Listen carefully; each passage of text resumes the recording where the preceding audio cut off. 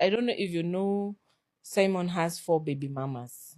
During the interview, Sarah Kabu had candidly spoken about the complications in her past relationship with Simon and gave very private and emotional insights into what she had been through. She revealed that Simon had 4 other baby mamas, a factor that further complicated their love life. Throughout it all, Sarah declared that her mind had already left the relationship 2 to 3 years before their separation. It was partly because of the huge amount of love and confidence she placed in Simon, which had blinded her from seeing what had been an ominous sign lingering in the air for a while. Sarah has come to realize just how deep she was in the relationship, and it's something that she didn't think at that particular moment could turn out to be this way. She talked about how her love and trust in Simon blinded her from the warning signs, and thus, when it did get to the breaking point, it hit her from left field. As years went by, Sarah recounted how she was optimistic and dedicated, though it finally dawned on her that she was in the relationship mentally way before she was physically, and it was a painful but necessary realization. On the financial aspect, Sarah explained that most of the properties they had been acquiring together were in Simon's name, with about 90% of the properties in his name. This brought into sharp focus the legal and financial complications of their relationship, especially in securing her stake in the assets they had built up.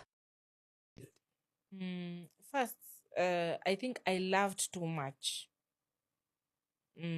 So, and they say love is blind. So when you love too much, you also blind too much. Unaona vitu zina happen, but you give a blind eye. I think number 2 mistake I did is I trusted too much. Okay. Maybe based on my family background, where just honest, trustworthy people. So you believe that the person you're with is also the same trustworthy. So I feel it's important for people, as much as you trust your spouse, when it comes to things like properties, it is good. Like, unajua what, like for my case used to happen, tununue another Mercedes. Sawa, umeiona wapi? Maybe hata ni mimi nitatafuta nimwambie kuna hii nimeona screenshot nini. Maybe nipigie mtu ebuleta aone, agree ni mzuri. Sawa, tuna wakili andika agreement nini.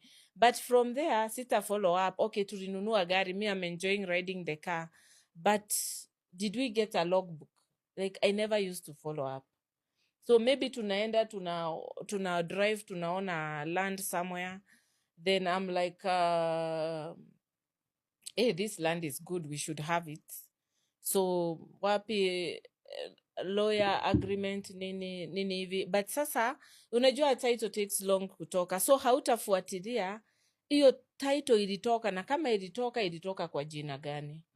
So at some point, this is the time now when I'm trying to follow up on the properties. Nagundua 80 to 90% of the properties are under his name. And most of them have already been transferred to the daughter.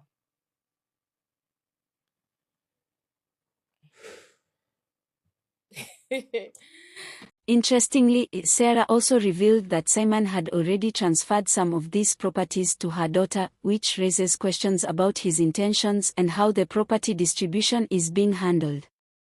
The emotional and legal intricacies of their relationship really underscore the challenges that can arise when trust is broken and the dynamics between partners become strained.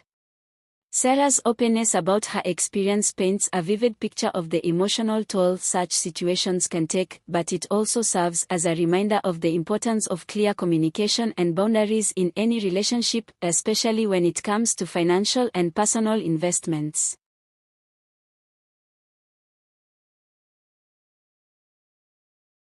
4 baby mamas. So one of them runs or let me call it a spy in quotes.